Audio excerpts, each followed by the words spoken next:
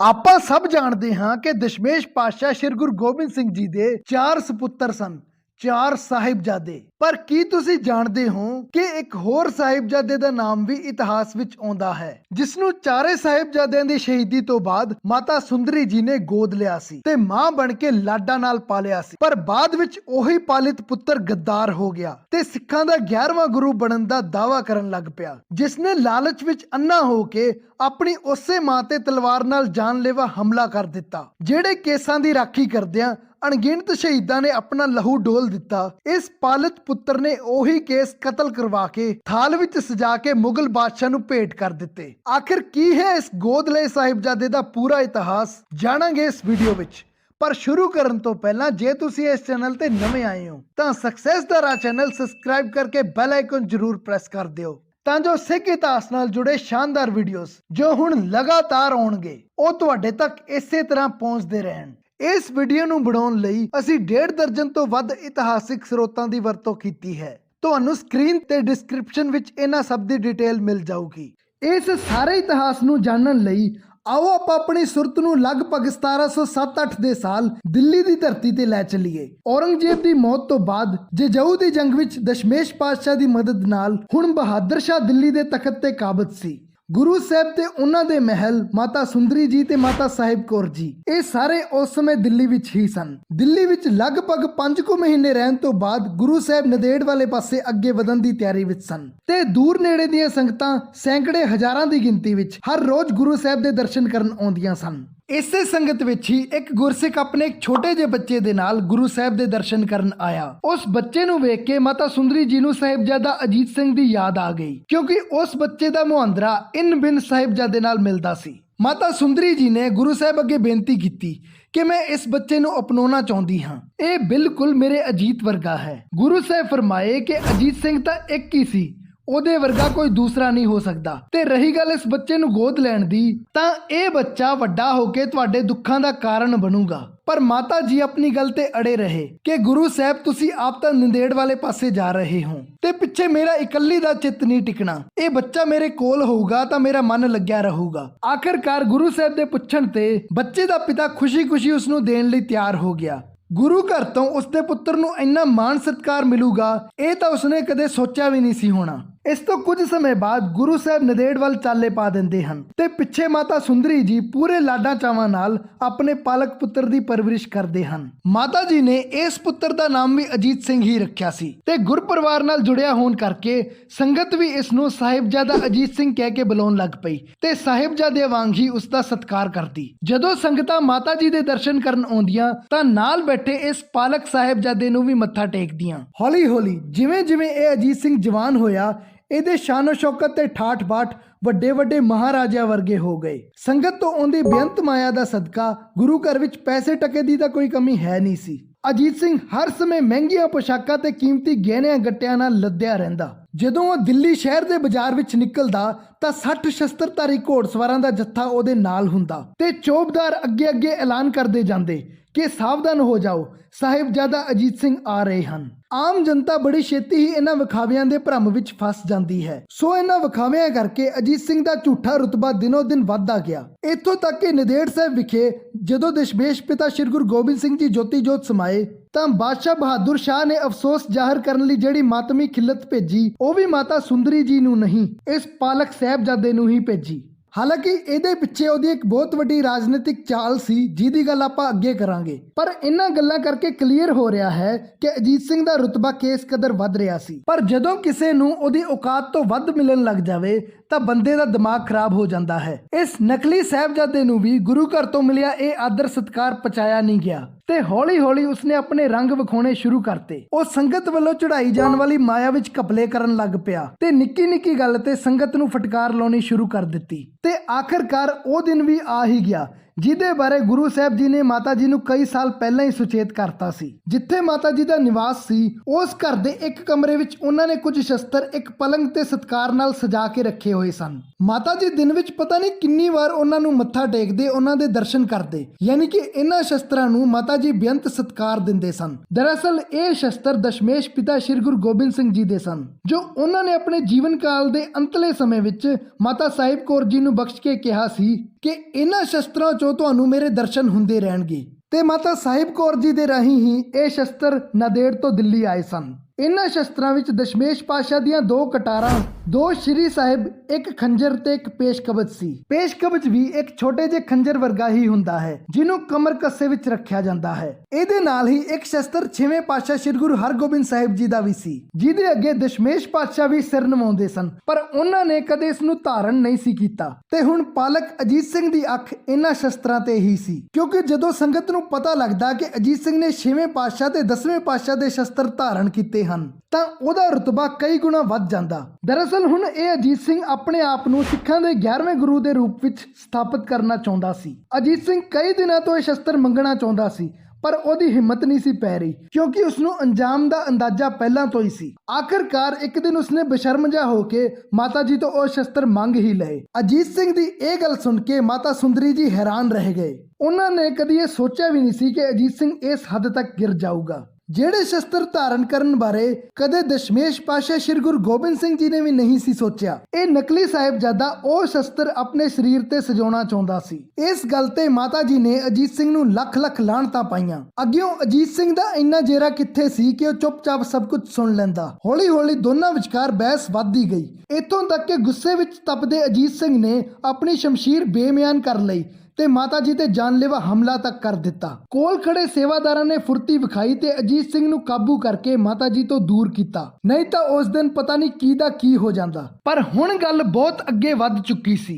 ਸੋਚੋ ਮਾਤਾ ਜੀ ਦੇ ਦਿਲ ਤੇ ਕੀ ਬੀਤੀ ਹੋਊਗੀ, ਜਿਹੜੇ ਪੁੱਤ ਨੂੰ ਉਹਨਾਂ ਨੇ ਇੰਨੇ ਲਾਡਾਂ ਨਾਲ ਪਾਲਿਆ ਸੀ, ਜਿਹਨੂੰ ਪੰਥ ਨੇ ਇੰਨਾ ਸਤਿਕਾਰ ਦਿੱਤਾ ਸੀ, ਅੱਜ ਉਹਨੇ ਇਹ ਨੀਚ ਹਰਕਤ ਕਰ ਵਿਖਾਈ ਸੀ। ਉਸ ਵੇਲੇ ਫਿਰ ਮਾਤਾ ਸੁੰਦਰੀ ਜੀ ਨੇ ਬਚਨ ਕੀਤੇ ਕਿ ਤੂੰ ਸਾਡੀਆਂ ਨਜ਼ਰਾਂ ਤੋਂ ਦੂਰ ਹੋ ਜਾ, ਅਸੀਂ ਤਾਂ ਉਮਰ ਤੇਰੀ ਸ਼ਕਲ ਨਹੀਂ ਵੇਖਣਾ ਚਾਹੁੰਦੇ। ਤੈਨੂੰ ਤੇਰਾ ਬਣਦਾ ਖਰਚਾ ਪਾਣੀ ਮਿਲਦਾ ਰਹੂਗਾ, ਪਰ ਤੂੰ ਕਦੇ ਸਾਡੇ ਸਾਹਮਣੇ ਨਾ ਆਈ। ਯਾਨੀ ਕਿ ਅਜੀਤ ਸਿੰਘ ਨੂੰ ਗੁਰੂ ਘਰ ਤੋਂ ਬੇਦਖਲ ਕਰ ਦਿੱਤਾ ਗਿਆ ਸੀ ਤੇ ਇਹ ਸਾਰਾ ਕਾਰਜ ਬਕਾਇਦਾ ਲਿਖਤੀ ਤੌਰ ਤੇ ਹੋਇਆ। ਸੋ ਮਾਤਾ ਜੀ ਜਿਹੜੇ ਘਰ ਵਿੱਚ ਨਿਵਾਸ ਕਰਦੇ ਸਨ, ਅਜੀਤ ਸਿੰਘ ਉਹ ਛੱਡ ਕੇ ਕਿਤੇ ਹੋਰ ਰਹਿਣ ਲੱਗ ਪਿਆ। ਉਹਦੇ ਕੁਝ ਚੇਲੇ ਚਪਟੇ ਤੇ ਤਨਖਾਹੀਏ ਘੋੜਸਵਾਰਾਂ ਦਾ ਜੱਥਾ ਵੀ ਉਹਦੇ ਨਾਲ ਹੀ ਚਲਾ ਗਿਆ। ਦੱਸਣਯੋਗ ਹੈ ਕਿ ਸ੍ਰੀ ਗੁਰੂ ਗੋਬਿੰਦ ਸਿੰਘ ਜੀ ਦਾ ਖਿਡਾਵਾ ਭਾਈ ਚੋਪਾ ਸਿੰਘ, ਯਾਨੀ ਕਿ ਜਿਹੜਾ ਉਹਨਾਂ ਨੂੰ ਬਚਪਨ ਵਿੱਚ ਖਿਡਾਉਂਦਾ ਸੀ, ਤੇ ਇੱਕ ਮਾਤਾ ਸਾਹਿਬ ਕੌਰ ਜੀ ਦਾ ਭਰਾ ਭਾਈ ਸਾਹਿਬ ਸਿੰਘ, ਇਹ ਦੋਵੇਂ ਵੀ ਅਜੀਤ ਸਿੰਘ ਦੇ ਨਾਲ ਹੀ ਚਲੇ ਗਏ। ਪਰ ਹੁਣ ਗੁਰੂ ਘਰ ਤੋਂ ਬੇਦਖਲ ਕਰਨ ਤੋਂ ਬਾਅਦ ਪਾਲਕ ਅਜੀਤ ਸਿੰਘ ਹੋਰ ਜ਼ਿਆਦਾ ਖੁੱਲ ਗਿਆ। ਹਾਲਾਂਕਿ ਪਹਿਲਾਂ ਨਾਲੋਂ ਕਾਫੀ ਘੱਟ, ਪਰ ਖਰਚਾ ਉਹਨੂੰ ਹਜੇ ਵੀ ਕਾਫੀ ਮਿਲ ਰਿਹਾ ਸੀ ਤੇ ਦੂਜੇ ਪਾਸੇ ਹੁਣ ਉਸ ਨੂੰ ਕਿਸੇ ਦਾ ਡਰ ਨਹੀਂ ਸੀ। ਆਪਸ ਵਿੱਚ ਪਈ ਫੁੱਟ ਦਾ ਫਾਇਦਾ ਹਮੇਸ਼ਾ ਹੀ ਬਾਹਰਲੇ ਚੱਕਦੇ ਹਨ ਤੇ ਇਸ ਵਾਰ ਵੀ ਐਵੇਂ ਹੀ ਹੋਇਆ। ਅਜੀਤ ਸਿੰਘ ਦੀਆਂ ਦਿੱਲੀ ਦਰਬਾਰ ਨਾਲ ਨਜ਼ਦੀਕੀਆਂ ਵਧਣ ਲੱਗ ਪਈਆਂ, ਕਿਉਂਕਿ ਬਾਦਸ਼ਾਹ ਬਹਾਦਰ ਸ਼ਾਹ ਇਹ ਚਾਹੁੰਦਾ ਸੀ। ਇੱਕ ਸੋਚੀ ਸਮਝੀ ਨੀਤੀ ਦੇ ਤਹਿਤ ਉਹਨੂੰ ਨਿੱਕੇ ਨਿੱਕੇ ਕਈ ਮੌਕਿਆਂ ਤੇ ਬਹਾਨਿਆਂ ਨਾਲ ਬੁਲਾ ਕੇ ਦਿੱਲੀ ਦਰਬਾਰ ਵਿੱਚ ਸਨਮਾਨਿਤ ਕੀਤਾ ਗਿਆ, ਵੱਡੀਆਂ ਵੱਡੀਆਂ ਸੁਗਾਤਾਂ ਭੇਟ ਕੀਤੀਆਂ ਗਈਆਂ। ਇਸੇ ਕਰਕੇ ਹੀ ਉਸ ਸਮੇਂ ਮਾਤਮੀ ਖਿਲਤ ਵੀ ਅਜੀਤ ਸਿੰਘ ਨੂੰ ਹੀ ਭੇਜੀ ਗਈ ਸੀ। ਦਰਅਸਲ ਇਹ ਉਹ ਸਮਾਂ ਸੀ ਜਦੋਂ ਸ੍ਰੀ ਗੁਰੂ ਗੋਬਿੰਦ ਸਿੰਘ ਜੀ ਵੱਲੋਂ ਸਿੱਖਾਂ ਦੇ ਲੀਡਰ ਬਣਾ ਕੇ ਭੇਜੇ ਗਏ ਬਾਬਾ ਬੰਦਾ ਸਿੰਘ ਬਹਾਦਰ ਪੰਜਾਬ 'ਚੋਂ ਮੁਗਲ ਰਾਜ ਦੀਆਂ ਜੜ੍ਹਾਂ ਪੁੱਟ ਰਹੇ ਸਨ। ਆਏ ਦਿਨ ਕਿਸੇ ਨਾ ਕਿਸੇ ਪਰਗਨੇ 'ਚੋਂ ਤਖਤਾ ਪਲਟ ਦੀਆਂ ਖਬਰਾਂ ਦਿੱਲੀ ਦਰਬਾਰ ਵਿੱਚ ਪਹੁੰਚਦੀਆਂ ਸਨ। ਪੂਰਾ ਸਿੱਖ ਪੰਥ ਇੱਕਮਤ ਹੋ ਕੇ ਬਾਬਾ ਬੰਦਾ ਸਿੰਘ ਬਹਾਦਰ ਦੇ ਨਾਲ ਖੜਾ ਸੀ। ਇਧਰ ਸ੍ਰੀ ਗੁਰੂ ਗੋਬਿੰਦ ਸਿੰਘ ਜੀ ਦੇ ਚਾਰੇ ਸਾਹਿਬਜ਼ਾਦਿਆਂ ਤੋਂ ਬਾਅਦ ਪੁੱਤਰ ਇੱਕ ਤਰ੍ਹਾਂ ਨਾਲ ਗੁਰੂ ਸਾਹਿਬ ਦਾ ਪੁੱਤਰ ਹੀ ਮੰਨਿਆ ਜਾਂਦਾ ਸੀ। ਬਾਦਸ਼ਾਹ ਦਾ ਮੰਤਵ ਸੀ ਕਿ ਕਿਸੇ ਤਰ੍ਹਾਂ ਇਸ ਨੂੰ 11ਵੇਂ ਗੁਰੂ ਦੇ ਰੂਪ ਵਿੱਚ ਸਥਾਪਿਤ ਕਰਕੇ ਆਪਣੀ ਕਠਪੁਤਲੀ ਵਾਂਗ ਵਰਤਿਆ ਜਾਵੇ, ਤਾਂ ਜੋ ਸਿੱਖਾਂ ਦਾ ਅਸਲੀ ਲੀਡਰ ਕੌਣ ਹੈ ਇਸ ਗੱਲ ਤੇ ਕਨਫਿਊਜ਼ਨ ਪੈਦਾ ਕਰਕੇ ਸਿੱਖਾਂ ਵਿੱਚ ਪਾੜ ਪਾਈ ਜਾ ਸਕੇ। ਅਜੀਤ ਸਿੰਘ ਦੀਆਂ ਗੁਸਤਾਖੀਆਂ ਦਿਨੋਂ ਦਿਨ ਵੱਧਦੀਆਂ ਜਾ ਰਹੀਆਂ ਸਨ।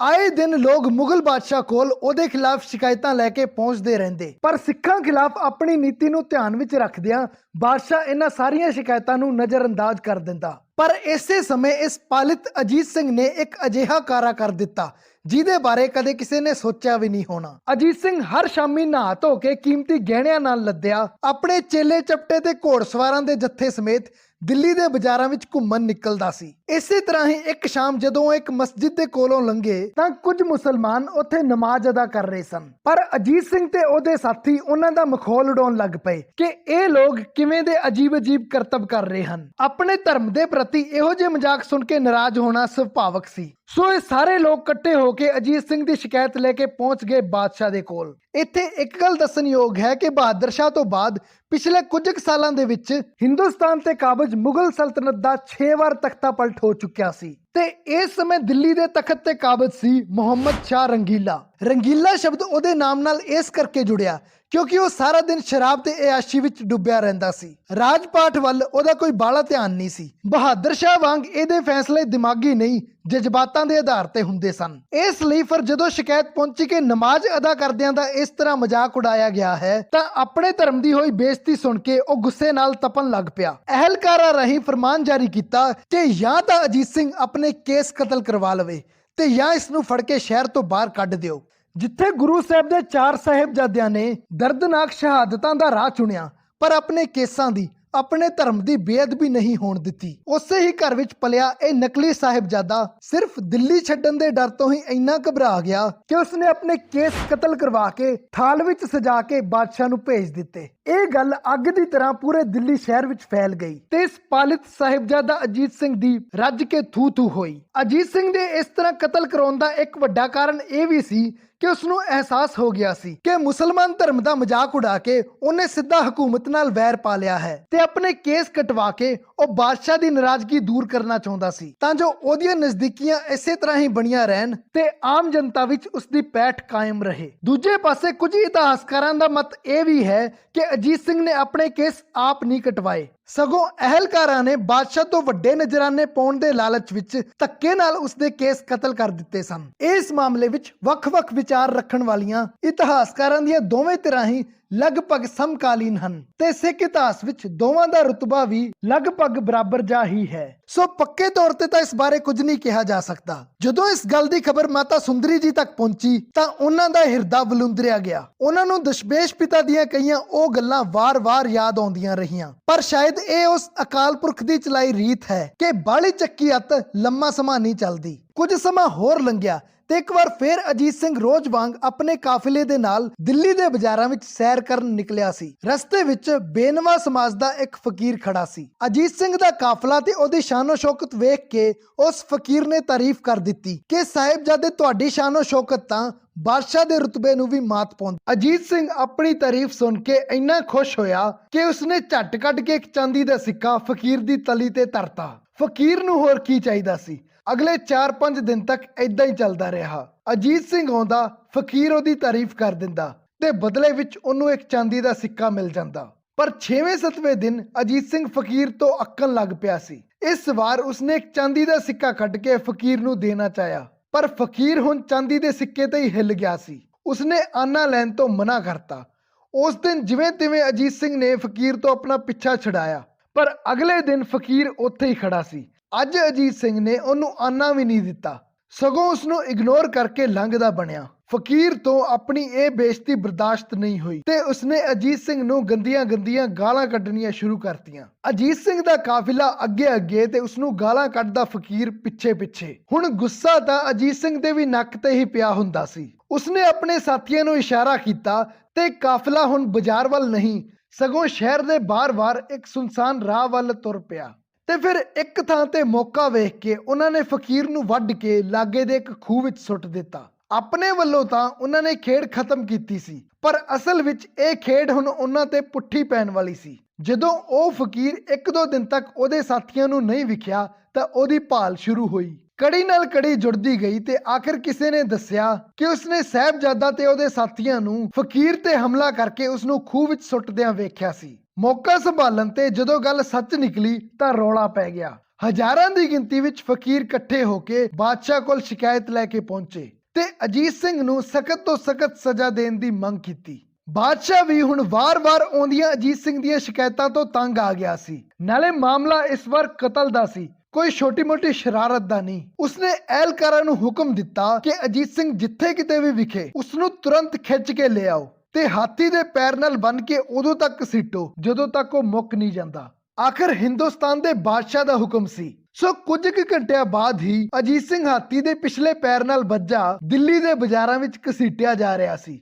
ਤੇ ਇਸੇ ਤਰ੍ਹਾਂ ਹੀ ਤੜਫਦੇ ਹੋਏ ਹਾਥੀ ਦੇ ਪੈਰ ਥੱਲੇ ਆ ਕੇ ਉਹਦੀ ਮੌਤ ਹੋ ਗਈ। ਪਰ ਇੱਥੇ ਸਿੱਕੇ ਦਾ ਇੱਕ ਪਹਿਲੂ ਹੋਰ ਵੀ ਹੈ। ਕੁਝ ਇਤਿਹਾਸਕਾਰ ਮੰਨਦੇ ਹਨ ਕਿ ਇਸ ਸਾਰੀ ਕਹਾਣੀ ਦਾ ਲਿਖਾਰੀ ਬਾਦਸ਼ਾਹ ਆਪ ਹੀ ਸੀ, ਕਿਉਂਕਿ ਉਦੋਂ ਤੱਕ ਬਾਬਾ ਬੰਦਾ ਸਿੰਘ ਬਹਾਦਰ ਦੀ ਸ਼ਹੀਦੀ ਤੋਂ ਬਾਅਦ ਉਹ ਮਸਲਾ ਹੱਲ ਹੋ ਚੁੱਕਿਆ ਸੀ, ਜਿਹਦੇ ਕਰਕੇ ਪਹਿਲਾਂ ਅਜੀਤ ਸਿੰਘ ਨੂੰ ਸ਼ਹਿ ਦਿੱਤੀ ਜਾ ਰਹੀ ਸੀ। ਹੁਣ ਉਹ ਹਕੂਮਤ ਲਈ ਬੇਕਾਰ ਸੀ। ਸੋ ਬਾਦਸ਼ਾਹ ਨੇ ਆਪ ਹੀ ਪਹਿਲਾਂ ਬੇਨਵਾ ਫਕੀਰ ਨੂੰ ਮਰਾਇਆ, ਫਿਰ ਇਲਜ਼ਾਮ ਅਜੀਤ ਸਿੰਘ ਤੇ ਪਾ ਕੇ ਉਹਦਾ ਅੰਤ ਕਰਵਾ ਦਿੱਤਾ। ਤੇ ਇਹ ਗੱਲ ਸਿਰਫ ਅਜੀਤ ਸਿੰਘ ਦੀ ਮੌਤ ਤੇ ਹੀ ਖਤਮ ਨਹੀਂ ਹੋਈ। ਉਸ ਦਿਨ ਦਿੱਲੀ ਦੇ ਸਿੱਖਾਂ ਨੂੰ ਅੱਤ ਦੇ ਸੰਕਟਾਂ ਦੀ ਘੜੀ ਦਾ ਸਾਹਮਣਾ ਕਰਨਾ ਪਿਆ। ਆਮ ਆਵਾਮ ਵਿੱਚ ਸਿੱਖਾਂ ਦੇ ਪ੍ਰਤੀ ਨਫ਼ਰਤ ਫੈਲ ਗਈ। ਸਰਕਾਰੀ ਅਹਿਲਕਾਰਾਂ ਨੇ ਉਸ ਦਿਨ ਸਿੱਖਾਂ ਦੇ ਘਰਾਂ ਨੂੰ ਰੱਜ ਕੇ ਲੁੱਟਿਆ। ਇੱਥੋਂ ਤੱਕ ਕਿ ਮਾਤਾ ਸੁੰਦਰੀ ਜੀ ਨੂੰ ਵੀ ਇਸ ਵਿਪਦਾ ਦਾ ਸਾਹਮਣਾ ਕਰਨਾ ਪਿਆ। ਉਹਨਾਂ ਸਮਿਆਂ ਵਿੱਚ ਗੁਰੂ ਘਰ ਵਿੱਚ ਭੇਟਾ ਤੋਂ ਇਕੱਠਾ ਹੋਇਆ 20 ਲੱਖ ਰੁਪਈਆ ਉਹ ਸ਼ੈਤਾਨ ਲੁੱਟ ਕੇ ਲੈ ਗਏ। ਸਮੇਂ ਦੀ ਮੰਗ ਨੂੰ ਵੇਖਦਿਆਂ ਮਾਤਾ ਸੁੰਦਰੀ ਜੀ ਦਿੱਲੀ ਛੱਡ ਕੇ ਕੁਝ ਸਮੇਂ ਲਈ ਮਥੁਰਾ ਚਲੇ ਗਏ। ਉੱਥੋਂ ਦੇ ਰਾਜੇ ਜੈ ਸਿੰਘ ਨੇ ਮਾਤਾ ਜੀ ਦੇ ਰਹਿਣ ਲਈ ਬਹੁਤ ਹੀ ਸ਼ਾਨਦਾਰ ਇੰਤਜ਼ਾਮ ਕਰਵਾਇਆ ਤੇ ਲੰਗਰਾਂ ਦੀ ਸੇਵਾ ਚੱਲਦੀ ਰੱਖਣ ਲਈ 2 ਪਿੰਡਾਂ ਦੀ ਜ਼ਗੀਰ ਵੀ ਮਾਤਾ ਜੀ ਨੂੰ ਸੌਂਪ ਦਿੱਤੀ। ਪਰ ਮਾਤਾ ਜੀ ਆਖਿਰ ਮਥੁਰਾ ਹੀ ਕਿਉਂ ਗਏ ਤੇ ਇੱਕ ਰਾਜਪੂਤ ਰਾਜੇ ਨੇ ਮਾਤਾ ਜੀ ਲਈ ਇੰਨਾ ਸਭ ਕਿਉਂ ਕੀਤਾ?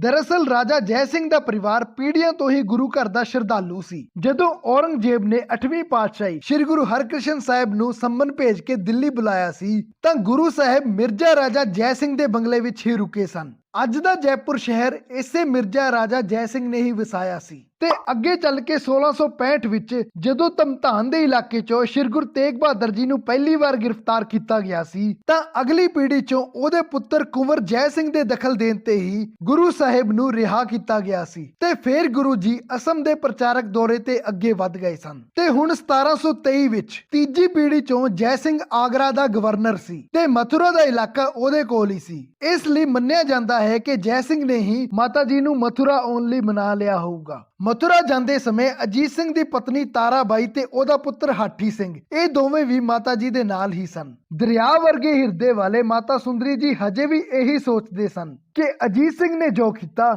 ਉਹਦੇ ਵਿੱਚ ਇਹਨਾਂ ਦੋਨਾਂ ਦਾ ਕੀ ਕਸੂਰ ਹੈ। ਅਜੀਤ ਸਿੰਘ ਦੀ ਪੜ੍ਹਾਈ ਲਿਖਾਈ ਤੇ ਪਰਵਰਿਸ਼ ਇਹ ਸਭ ਮਾਤਾ ਜੀ ਦੀ ਦੇਖ-ਰੇਖ ਵਿੱਚ ਹੀ ਹੋਏ। ਪਰ ਹੈ ਤਾਂ ਇਹ ਹਾਠੀ ਸਿੰਘ ਵੀ ਆਪਣੇ ਉਸੇ ਗੱਦਾਰ ਪਿਓ ਦਾ ਹੀ ਖੂਨ ਸੀ। ਵੱਡੇ ਹੋ ਕੇ ਹਾਠੀ ਸਿੰਘ ਨੇ ਗੁਰਬਾਣੀ ਦੀਆਂ ਤੁਕਾਂ ਵਿੱਚ ਛੇੜਛਾੜ ਕਰਨੀ ਸ਼ੁਰੂ ਕਰ ਦਿੱਤੀ। ਪਿਓ ਦੀ ਰਹੀ ਸਹੀ ਕਸਰ ਹੁਣ ਪੁੱਤ ਨੇ ਪੂਰੀ ਕਰਤੀ ਸੀ। ਸੋ ਆਖਿਰ ਮਾਤਾ ਜੀ ਨੂੰ ਇਸ ਹਾਠੀ ਸਿੰਘ ਤੋਂ ਵੀ ਦੂਰੀ ਬਣਾਉਣੀ ਪਈ। ਇਸ ਤੋਂ ਬਾਅਦ ਹਾਠੀ ਸਿੰਘ ਆਪਣੇ ਨਾਨਕੇ ਬੁਹਰਾਨਪੁਰ ਆ ਗਿਆ। ਜਦੋਂ 10ਵੇਂ ਪਾਤਸ਼ਾਹ ਦੀ ਮਦਦ ਨਾਲ ਬਾਦਸ਼ਾਹ ਬਣਨ ਤੋਂ ਬਾਅਦ ਬਹਾਦਰ ਸ਼ਾਹ ਦੇ ਤੇਵਰ ਬਦਲ ਗਏ ਸਨ ਤਾਂ ਬੁਹਰਾਨਪੁਰ ਉਹੀ ਥਾਂ ਹੈ ਜਿੱਥੇ ਦਸ਼ਮੇਸ਼ ਪਾਤਸ਼ਾਹ ਨੇ ਬਹਾਦਰ ਸ਼ਾਹ ਤੋਂ ਦੂਰੀ ਬਣਾ ਕੇ ਆਪਣਾ ਰਾਹ ਵੱਖ ਕਰ ਲਿਆ ਸੀ। ਬੁਹਰਾਨਪੁਰ ਵਿਖੇ ਪਹਿਲੀ ਪਾਤਸ਼ਾਹੀ ਦੇ ਵੀ ਚਰਨ ਪਾਉਣ ਦੇ ਨਿਸ਼ਾਨ ਮਿਲਦੇ ਹਨ। ਸੋ ਇੱਥੇ ਪਹਿਲਾਂ ਤੋਂ ਇੱਕ ਗੁਰੂ ਘਰ ਸੀ ਤੇ ਸੰਗਤ ਵੀ ਕਾਫੀ ਆਉਂਦੀ ਸੀ। ਸੋ ਹਾਠੀ ਸਿੰਘ ਨੇ ਇੱਥੇ ਆ ਕੇ ਆਪਣਾ ਡੇਰਾ ਬਣਾ ਲਿਆ ਤੇ ਆਪਣੀ ਉਮਰ ਇੱਥੇ ਹੀ ਗੁਜ਼ਾਰਦਾ ਬੇਔਲਾਦਾ ਮਰ ਗਿਆ। ਅੱਜ ਬੁਹਰਾਨਪੁਰ ਵਿਖੇ ਗੁਰਦੁਆਰਾ ਸ਼੍ਰੀ ਰਾਜਘਾਟ ਤੇ ਗੁਰਦੁਆਰਾ ਸ਼੍ਰੀ ਬੜੀ ਸੰਗਤ ਦੇ ਨਾਮ ਤੋਂ 2 ਵੱਡੇ ਗੁਰੂ ਘਰ ਸਥਾਪਿਤ ਹਨ ਤੇ ਗੁਰੂ ਘਰਾਂ ਦੇ ਪਿਛਲੇ ਪਾਸੇ